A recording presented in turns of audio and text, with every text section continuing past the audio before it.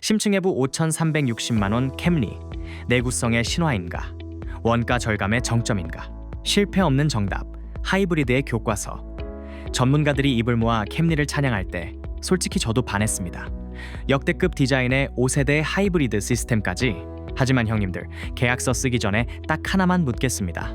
우리가 맹신하던 그 내구성 뒤에 한국 소비자를 인질로 잡은 리콜 방어용 데이터가 숨어 있다면 그래도 사시겠습니까? 오늘 이 영상 하나로 캠리 9세대의 모든 궁금증, 볼트 하나까지 다 털어드리겠습니다. 오토랩 전매 특허, 16단계 공학적 딥다이브 1. 사륜구동 2포 삭제의 공학적 음모, 케이블 게이트로부터의 도망. 형님들, 이번 캠리 9세대에서 가장 논란인 사륜구동 AWD 삭제, 단순히 옵션 장난일까요? 공학적으로 파고들어보죠. 북미에서 터진 케이블 게이트는 후륜 모터 MGAR로 가는 고전압 배선 커넥터 부식 문제입니다. 한국은 겨울철 염화칼슘 사용량이 세계 최고 수준이죠. 2016년 현재 토요타는 이 부식 문제를 완전히 해결한 쉴딩 구조를 내놓지 못했습니다. 한국 시장에 사륜 구동을 들여왔다가 인버터 소손이나 화재 리콜이 터지면 대당 수천만 원의 보상 비용이 발생합니다.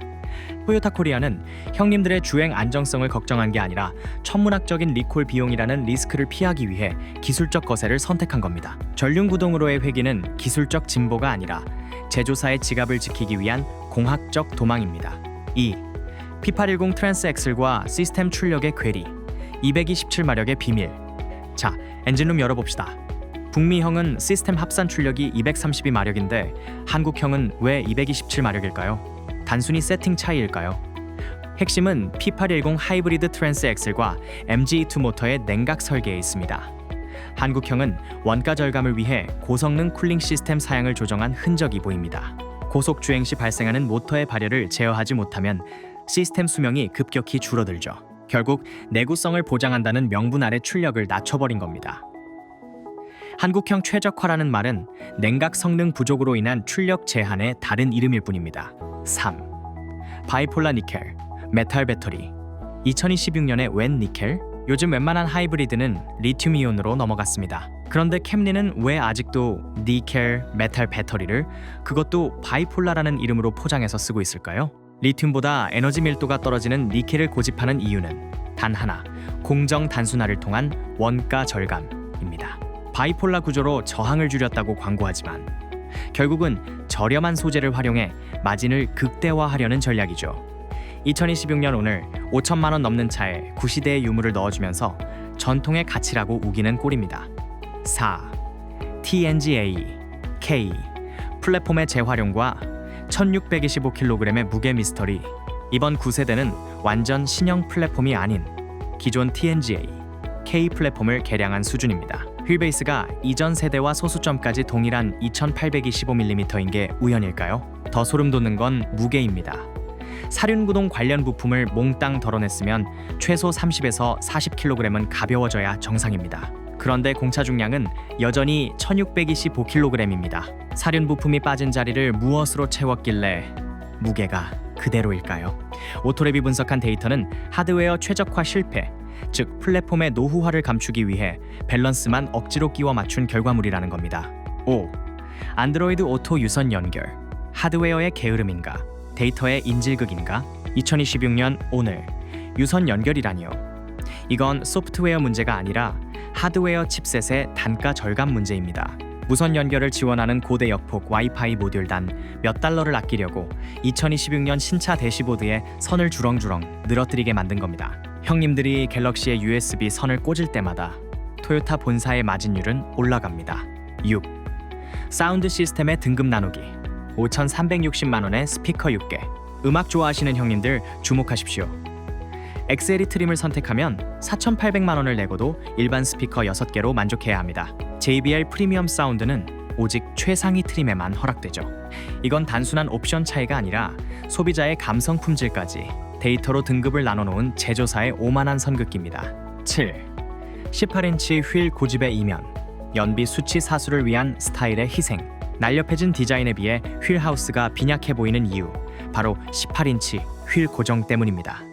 연비 데이터 17.1km/L를 맞추기 위해 더 큰 휠을 선택할 권리조차 뺏어버린 거죠. 효율성을 핑계로 디자인 비례감을 망가뜨린 이 세팅. 과연 누구를 위한 결정일까요? 8. 뒷좌석 터치 컨트롤러의 함정. 5,360만 원을 내야만 가족입니까? 가족을 위한 세단이라면서 뒷좌석 암레스트 터치 컨트롤러는 최상위 트림 전용입니다. 하위 트림을 사면 5천만 원을 쓰고도 가족들이 아날로그 방식으로 에어컨을 조절해야 하죠. 배려조차 트림별로 차별하는 토요타의 잔인한 마케팅입니다. 9. 헤드업 디스플레이, 인질극. 안전사양도 돈 없으면 못 씁니다. 운전 중 시선 분산을 막아주는 HUD. 이건 편의 사양이기 전에 안전 사양입니다. 하지만 이 역시 프리미엄 트림에만 묶어놨습니다. 안전을 중시한다는 토요타의 철학이 사실은 상위 트림 결제를 유도하는 가장 강력한 미끼였다는 증거입니다. 10. TSS 3.0. 생존을 위한 최소한의 표준일 뿐. TSS 3.0 기본 탑재를 칭찬하시나요? 천만의 말씀입니다. 2026년 글로벌 안전 기준을 맞추지 못하면 북미나 유럽에서 아예 차를 팔 수가 없습니다. 당연히 넣어야 할 걸 넣어놓고 마치 대단한 혜택을 주는 것처럼 홍보하는 마케팅의 달콤함에 속지 마십시오. 11. 파노라믹 뷰 모니터의 부재. 주차의 고통은 여러분의 목. 좁은 한국 주차장에서 PVM은 필수죠. 하지만 하위 트림 오너들은 2026년 신차를 타고도 후방 카메라 하나에 의존해야 합니다. 편의 사양 하나하나를 마진율과 맞바꾼 토요타의 치밀한 수싸움입니다. 12. 소프트웨어 업데이트의 한계. 변하지 않는 자동차. 2026년의 경쟁차들은 OTA를 통해 서스펜션 감쇄력이나 모터 출력을 개선합니다. 하지만 캠리는 여전히 센터에 들어가서 오일만 갈고 있어야 합니다. 하드웨어 중심의 구시대적 설계가 가져온 진보의 중단입니다. 13. 스포츠 서스펜션 삭제. 부드러움으로 포장된 원가 절감. 북미형의 탄탄한 주행 질감은 한국에서 느낄 수 없습니다. 한국인은 부드러운 걸 좋아한다는 핑계로 단가가 더 비싼 스포츠 서스펜션을 아예 라인업에서 지워버렸기 때문입니다. 주행의 즐거움까지 제조사의 계산기 속에서 지워졌습니다. 14. 인테리어 컬러의 획일화. 블랙분인 지루함. 해외의 화려한 옐로우 브라운 시트.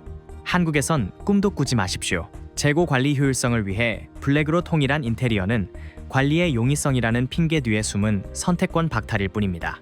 15. 브리지스톤 에코타이어의 비명. 디자인과 퍼포먼스의 부조화. 연비 0.1km/L를 더 뽑아내기 위해 장착된 에코타이어. 조금만 과감하게 코너를 돌면 비명을 지릅니다. 디자인은 스포츠카인데 하체 세팅은 마트 장복 이용에 멈춰있는 이 부조화. 데이터가 증명하는 캠리의 민낯입니다. 16. 전륜구동 무게의 진실. 기술적 퇴보의 증거. 다시 한번 강조합니다. 사륜구동 부품이 빠졌는데도 1625kg인 이 차. 이건 공학적으로 설명이 불가능한 무거운 원가 절감입니다. 보이지 않는 곳에서 저렴하고 무거운 소재를 사용했다는 가장 확실한 증거입니다. 장단점 분석. 이제야 사람 굿이라는 기본기 vs 가려진 계산기. 1. 장점. 인정할 건 합시다. 사골이 진국이긴 합니다. 12.3인치 듀얼 구성. 지각 제출이지만 반갑습니다. 캠리가 드디어 인테리어에서 픽셀 깨지는 구식 감성을 버렸습니다. 디지털 클러스터와 인포테인먼트 화면을 전 트림 기본으로 박아준 건 반가운 소식이죠. 경쟁사 속도에 맞추지 않으면 아예 명함도 못 내밀 상황이라 내린 생존형 업그레이드지만 시각적인 만족도는 확실히 올라갔습니다. TSS 3.0의 신뢰도, 토요타 안전 시스템 정교해진 거, 이건 인정해야 합니다. 교차로 충돌 방지나 능동형 주행 어시스트 반응 속도는 수준급이죠. 다만 이건 우리를 위한 선물이 아니라 2026년 글로벌 안전 기준을 맞추기 위한 최소한의 표준이라는 점 잊지 마십시오. 5세대 하이브리드, 익을대로 익은 손맛. 2.5리터 엔진과 시스템 합산, 227마력의 조화. 가속 페달을 밟았을 때의 이질감이 전 세대보다 훨씬 줄었습니다. 수십 년간 우려먹은 기술을 끝까지 정제한 숙성된 구식의 정점이라 주행 질감 하나는 합격점입니다. 2. 단점. 팩트로 가려진 제조사의 비겁한 계산기. 사륜구동 삭제. 리콜비 아끼려고 형님들 눈길 안전을 버린 겁니까? 북미에서 터진 후륜 모터 배선 부식 이슈 감당하기 싫어서 한국 도로에서 아예 선택지를 지워버린 토요타의 정교한 리스크 회피. 이건 단순한 옵션 누락이 아니라 한국 소비자를 향한 기만입니다. 2016년에 마주하는 유선의 굴욕. 오늘 날짜 2016년 3월 25일입니다. 남들은 자율주행 고도화 말하는데 캠리는 여전히 USB 선을 꽂아야 지도가 나옵니다. 한국 시장의 절반 이상인 안드로이드 유저들을 대놓고 무시하는 하드웨어 원가 절감의 결정판입니다. 무거워진 몸무게, 기술적 다이어트의 실패, 사륜 부품을 다 뺐는데 무게는 1625kg으로 늘어났습니다. 스포츠 서스펜션까지 삭제된 한국형 캠리에서 광고 속 다이내믹을 찾는 건 마케팅용 허상을 쫓는 것과 다름없습니다. 5천만 원 넘게 주고 막귀 대접받는 현실. 하위 트림을 사면 4,800만 원을 내고도 일반 스피커 6개로 음악을 들어야 합니다. JBL 사운드를 인질로 잡고 상위 트림 결제를 유도하는 이 노골적인 급 나누기. 이게 바로 토요타가 한국 소비자를 대하는 마진의 온도입니다. 3. 글로벌 커뮤니티. 팩트 폭격과 허수음의 향연. 1. 미국 레딧과 유튜브. 세상에서 가장 잘 달리는 세탁기. 미국 소비자들은 캠리를 차가 아니라 가전제품 취급합니다. 고장 안 나고 굴러만 가면 장땡이라는 뜻입니다. 이번 캠리 디자인은 꽤 공격적이다. 마치 화가 많이 난 다이슨 청소기 같다. 이포가 기본 옵션이라니. 이제 마트 갈 때 눈길에서 미끄러져서 우유 터질 걱정은 안 해도 되겠다. 4기통 하이브리드에 올인했다. 영혼은 팔았지만 연비는 얻었다. 이제 내 차는 세상에서 가장 효율적인 잔디깎기 소리를 낸다. 드디어 토요타가 2005년형 게임보이 수준의 스크린을 버리고 현대 문명에 합류했다. 12.3인치 화면을 보고 있으니 이제야 21세기에 살고 있다는 실감이 난다. 캠리 9세대가 출시되자 동네 정비소 사장님이 눈물을 흘렸다. 이 차는 엔진오일 갈아줄 때 빼고는 정비소에 들어올 명분이 아예 없기 때문이다. 2. 태국판 팁과 소셜. 캠리 타고 왕족 코스프레 가능. 태국은 캠리를 기사가 운전하는 쇼퍼 드리븐으로 씁니다. 그래서 반응이 거의 롤스로이스 급입니다. 뒷좌석 터치 컨트롤러 하나로 나는 이미 이 구역의 왕이다. 캠리 뒷자리에서 내리면 다들 내가 재벌 3세인 줄 알 것이다.